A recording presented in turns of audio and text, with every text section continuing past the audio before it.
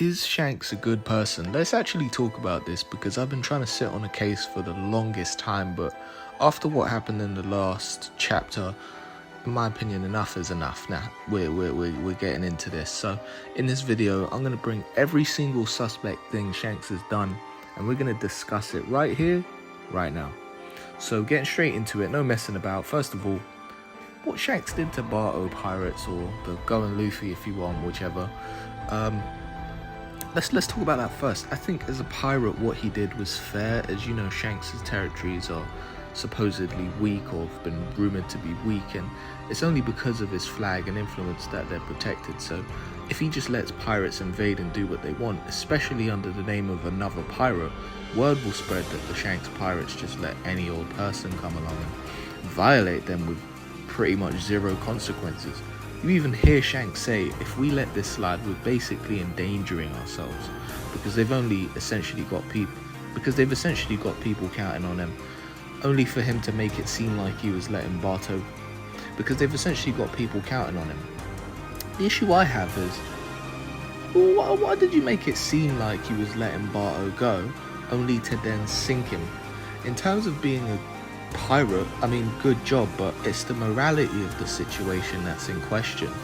Why the fuck would you give Barto poison? And at the end of the video, I'm going to come back to the topic of poison or whatever, but why give poison to kill Luffy as a test of loyalty, only to then make it seem like you were letting him go because he passed, only to wipe him out while his back is turned? You might argue, well, it wasn't Shanks that did it, it was Yasopp's bum ass. Yasopp, the same nigga that walked out on Usopp and his mother, and then she became ill and died as a result. Yasopp.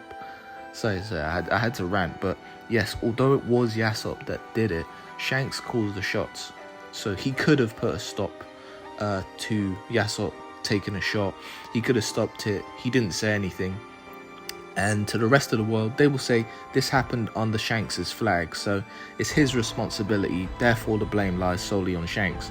So in this example, with the way Shanks dealt with it, I thought it was very deceitful, because it's not like Shanks isn't strong enough to take them out. He didn't have to do Barto like that, so yeah, in my opinion, because he dealt with it in a bad way, this is my first example of why Shanks is a bad person. Right, second case study we're going to get into. Second case study of very suspicious behaviour. What's with Shanks going around kids? You know, why is he always around kids, influencing them to be pirates? I get that's how Luffy ended up being who he is today, because we can justify that. But when it comes to these Elbaf kids we see Shanks interacting with in chapter 1076, it begs the question, how many kids has Shanks done this with? There's something sinister about going around kids making them want to be pirates.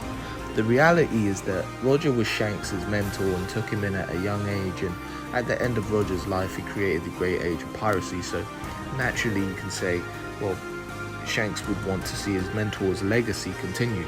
But then why isn't Buggy doing that? Didn't they take on Buggy as a student too? I don't see him hanging around with kids all the time. For this take, I would say, because I can't prove that Shanks is doing anything particularly wrong in terms of what pirating means for the One Piece world, which is essentially looked at as freedom, then I mean, maybe not, but let's not act like being a pirate in of itself is a good thing. It's not a good thing. Oda has written One Piece in a way where he seemingly makes celestial dragons have this massive chokehold on the world, and the only way to be free is to be a pirate. Yes, but then what's with all the killing and looting and destruction on top of that then? You guys remember Kid, right? The dude that Shanks wiped out in one hit? Yeah, that guy. Didn't he actually have a higher bounty than Luffy pre-time skip? Because they said he was extremely violent in nature and killed anyone who got in his way.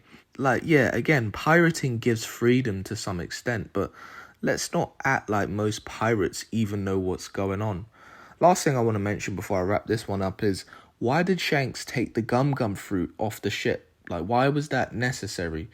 On top of that, when speaking with Luffy, why would you even leave it out on the side right in front of Luffy? Like, what were the chances of that? Surely treasure is usually safer on the ship, or don't pirates typically leave their treasure on the ship. What would be the point of carrying it around if you're not gonna do something with it? But anyway, that's just me. Put something down in the comments. Give me your take on that. But I find that very suspicious. That is my second case study for why Shanks is a bad person, going around just influencing kids, you know what I mean, just to be pirates and be terrible people. For my third case study, going back to me mentioning the poison in example 1, there's actually this theory going around that Shanks is a poison assassin, because where did he get the idea to poison Luffy in the first place? Now, although I don't believe this is true, solely because we've seen Shanks take out Kid like he was nothing, and on top of that, Kaido had the silhouette of Shanks in mind when thinking of formidable fighters whilst fighting Luffy. Bear in mind he fought a fellow Yonko, Big Mom, right beforehand for 3 days, and her silhouette wasn't there. But nonetheless, there is evidence of this. When Ace went to visit Shanks, for example, Shanks poured him a drink, and ever since, Ace has been argued by fans to be considerably weaker to the Ace we were introduced in the Ace novel, where he meets Whitebeard, and was showing incredible feats in comparison to the main manga. Shanks went to visit Whitebeard to have a conversation about Ace, and what did he do? He brought some sake, poured it for Whitebeard, and then at the end of the war, or sorry, not the end of the war, at the time of the war, Whitebeard's health is said to actually deteriorate faster than expected. So in chapter, 576, I believe, Marco, the ship's doctor, makes a comment about how his health actually declined a lot faster than he anticipated. Mihawk goes to visit Shanks to celebrate the commemoration of Luffy's new bounty. What does Shanks do? He pours Mihawk a drink. Of course he does. They enjoy themselves, and at the time of Marineford is going life or death with Vista. What's going on? The 5th Division commander, and not to hate on Flowerblade Vista, you know, big up to Flowerblade Vista doing his thing, but with consistent relevance and no extremely significant feats, stalemating with the 5th Division commander of Whitebeard's crew is still to this day seen as an anti-feat or underperformance. So, a lot to think about there. Like, it's a theory. I can't really say that Shanks is a bad person for pouring somebody a drink, but practically everyone you've poured a drink for has actually ended up weaker than their portrayal. I mean, you're seemingly the only person who has given these said individuals drinks outside of themselves. But yeah, we're just gonna have to carry on with One Piece and see if that's ever looked into. For my fourth case, I can't speak now. For my fourth case in the new One Piece intro called All of Us. Well, I say new, I mean at the time of me writing this video today, which is Sunday 15th September 2024, the time is 20:06. In the song, you can see that there's a pattern on the left hand side where the antagonist is, and on the right where the protagonist is. So villain on the left, hero on the right. Easy peasy, right? So let's actually go through this. We're going to go through these, yeah? So first we've got Blackbeard and Law. So Blackbeard on the left, Law on the right. That doesn't need an explanation. What's the next panel? The Haywire Seraphim on the left and Zoro protagonist on the right. No explanation needed there.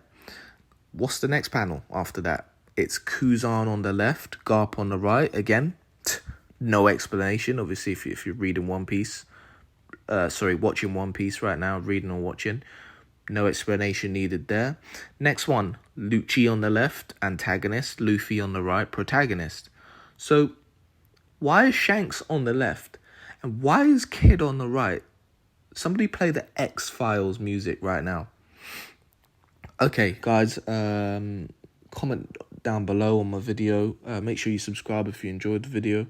I'm back on making YouTube videos again, so I'm trying to stay consistent. I'm also going to be streaming Sparking Zero when that comes out, so day one cop, look out for that. But until next time, guys, peace.